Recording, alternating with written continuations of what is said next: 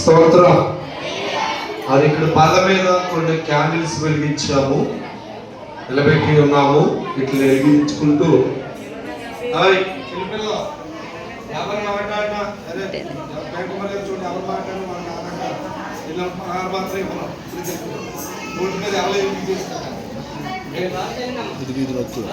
చిన్న పిల్లలకి బొమ్మలై చూపించి చక్కగా స్కూల్లో మాస్టర్లు పాఠాలు చెప్పినట్టుగా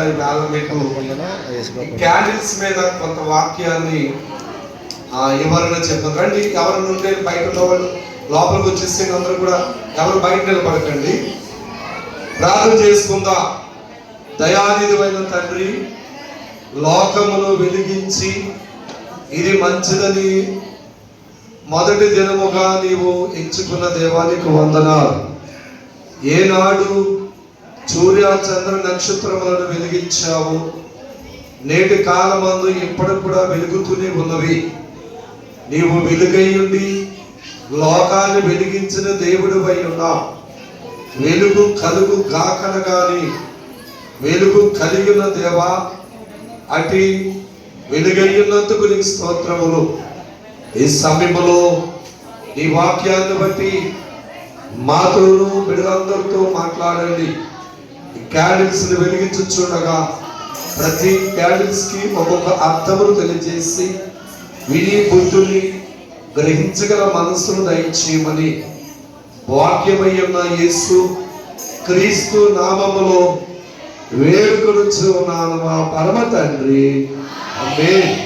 బలో యేసు రాజుకే, రాజుల రాజుకే, ప్రభుల ప్రభుకే, లోక రక్షకుడుకు, బలో యేసు రాజుకే, దేవునికి మహిమ కలుగును గాక. సరే, మొట్టమొదటిగా ఒక క్యాండిల్స్ మనం వెలిగించాం. మరి ఒకటి అనగా మన దేవుడు ఒక్కడే. ఎంతమంది చెప్పండి?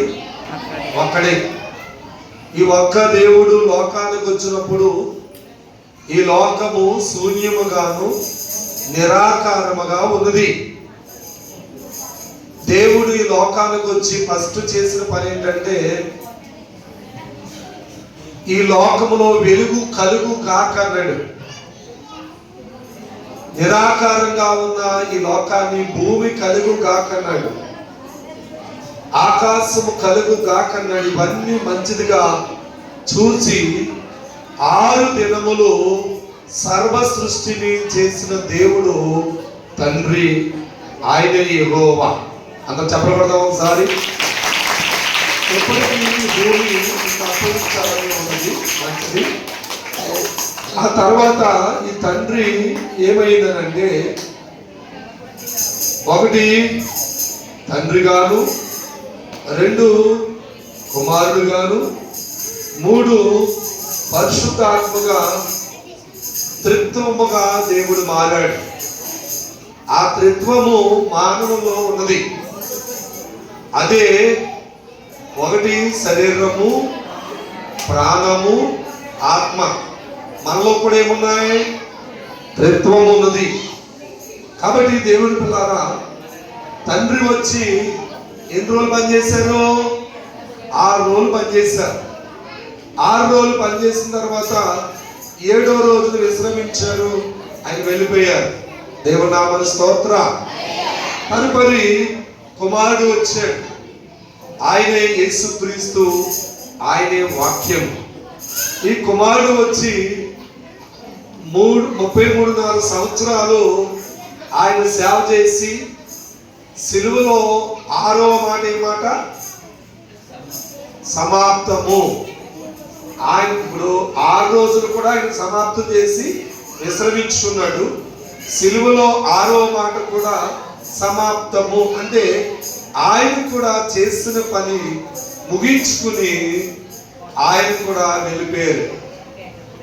ఇప్పుడు పరిశుద్ధాత్ముడు ఆయన వెళ్ళిపోయిన తర్వాత పరిశుద్ధాత్ముడు వచ్చి దాదాపు 2024 సంవత్సరాలు అవుతుంది. ఇప్పుడు ఈ 2024 సంవత్సరాలతో పాటు ఆయన మన మధ్యలో ఉండి మనలను నడిపిస్తూ మన మధ్యకు వచ్చి నేటి కాలమందు అందరినీ సిద్ధం చేస్తూ ఉన్నాడు. దేవుని నామానికి స్తోత్రం. కాబట్టి ఈ ముగ్గురు దేవుడు ఒకళ్ళు వెన్నుకున్నాడు. ఆయనే అబ్రహాముగా. దేవుని నామానికి స్తోత్రం.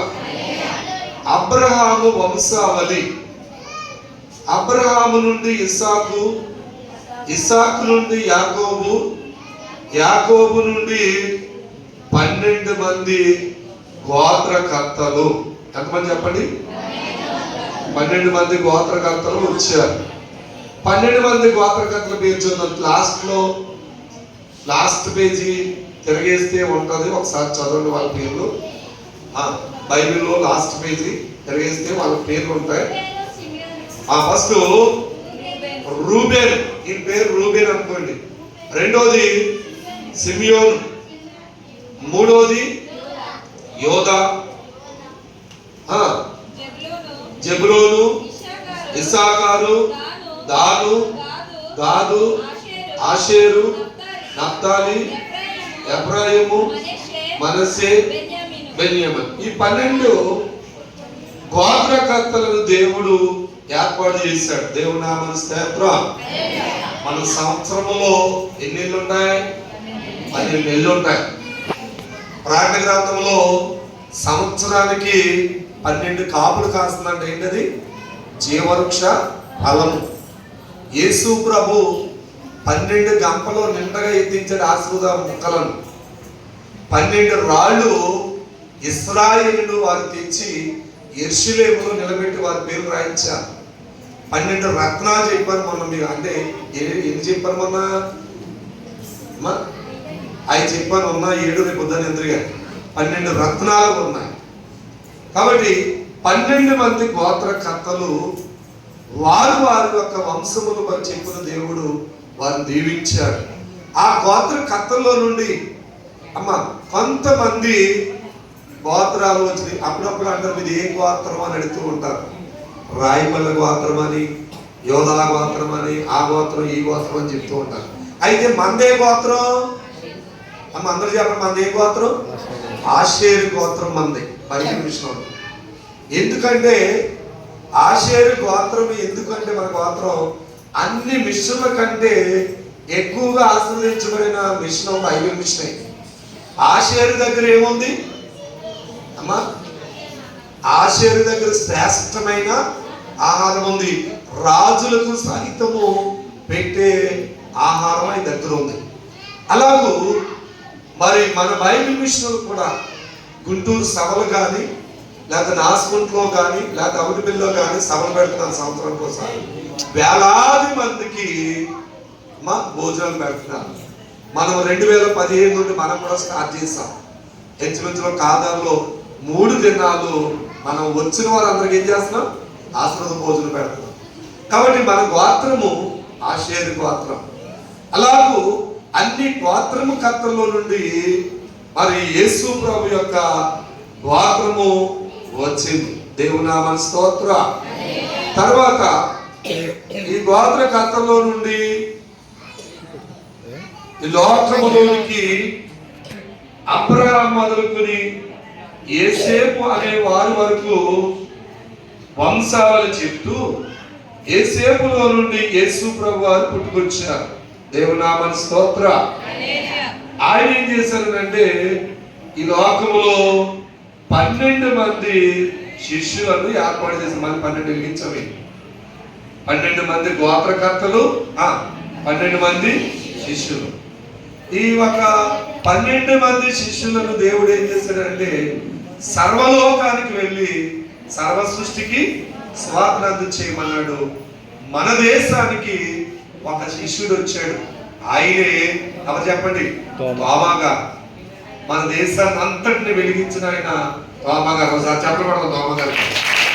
కాబట్టి ఇప్పుడు అన్ని దేశాలకు వీరు ఇశ్రాయేలు చెదిరిపోయారు.